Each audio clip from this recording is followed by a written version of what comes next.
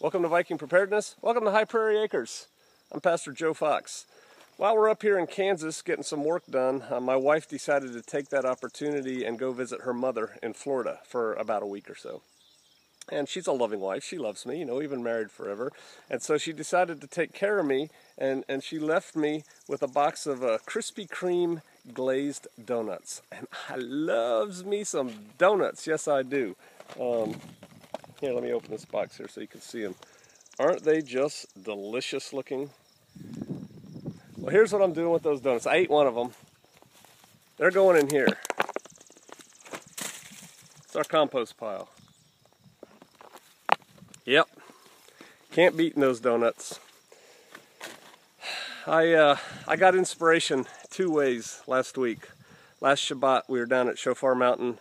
We had the Second Exodus training event, and it was wonderful. And there were about 50 people there, 50 saints, and we did a lot of things.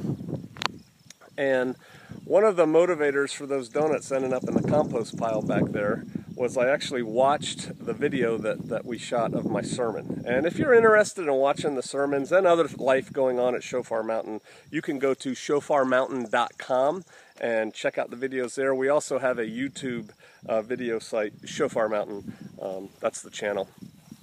And so you can watch them there. So anyway, I went back and I looked at my sermon, because when I give the sermon, I'm looking this way, and I don't always watch them when they're filmed, but I went back and watched that one. And Pastor Joe, he's developing a gut, and his posture is not what it should be. And so I was kind of appalled. I was kind of irritated, and that was one thing. The other thing was that out of the 50 people there, the 50 saints that were there were three brothers who I might as well just call the Trap Brothers, because they actually had, developed trapezius muscles, and they motivated me. And it's like, hey, you know what, these guys are fit. Now, yes, they're younger than me, but not horribly younger. Well, the one guy is, but hey, they're fit, and it's like they gave me motivation for myself. Two of them are professional trainers, personal trainers, and we talked fitness a little bit, and it's just like, you know what, I'm not ready to roll over and get fat and die yet.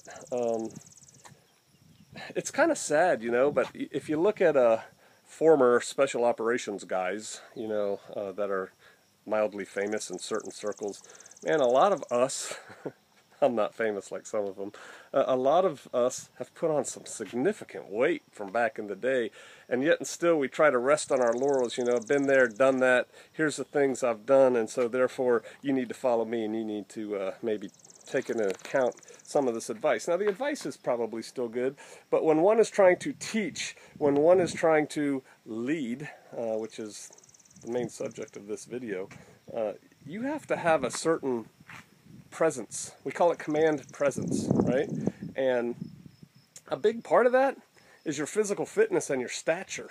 How do you stand? How do you present yourself? Are you all slumped down? Hi, I'm Pastor Joe. I want to tell you about Yeshua. I mean, who's going to listen to that, right? And so, as we get older, we got to work on it. Some of you young people need to work on it. I'm in better shape than some of you young people out there, and that ought not be, right?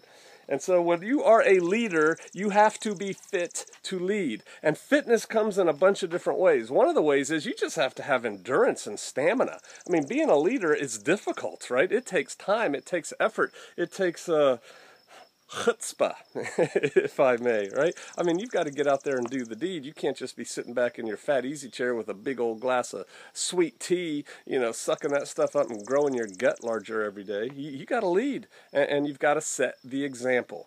And setting the example is in many different areas, and a lot of us try to make excuses for our fitness level. And we shouldn't, all right? So as we're leaders, as we become leaders, as we seek to be leaders, as we're chosen to be leaders, we need to be fit. You need to set the example. 1, for endurance. 2, for just command presence. Leaders inspire people. Well, it's kind of hard to inspire people when you can't even get up off the couch, right? And so work on your fitness. Everybody needs to do that. My new best friends are Mr. Burpee, Mr. Manmaker, and Mr. Road out there that I'm running on. And so, I've been working out with, here, I'll show you a picture. I was doing Manmakers with these guys today. I need to get back online. I haven't done CrossFit for so long. I can't remember how to do a thruster with with dumbbells. So today when I get to a Wi-Fi hotspot to upload this, I'm going to be looking at thrusters. If you're not doing CrossFit or something like it, I highly recommend you do so. If you're getting older, like me, you know, I'm in my 50s, we need to start caring about stretching and things like that. When I was younger, I was like a rubber band man. But, you know, now I'm not quite as limber as I used to be. And so, got to work on that. And, you know, hey, if you can jog, jog. For my 3 trap brothers, you know, the Raytown Saints, you know who you are. Yeah. You're stronger than me. Next time you come down to Shofar Mountain, we're going to do the Shofar Mile. Shofar Mountain Mile. So work on your aerobics, work on your endurance, and that way we're going to take a little jog. And I talked to some of you about that. But hey, we all got to do that. Stay fit, stay in shape, be fit to lead, and set the example. All right, hey, if I can do it, you can do it. I'll see you out there.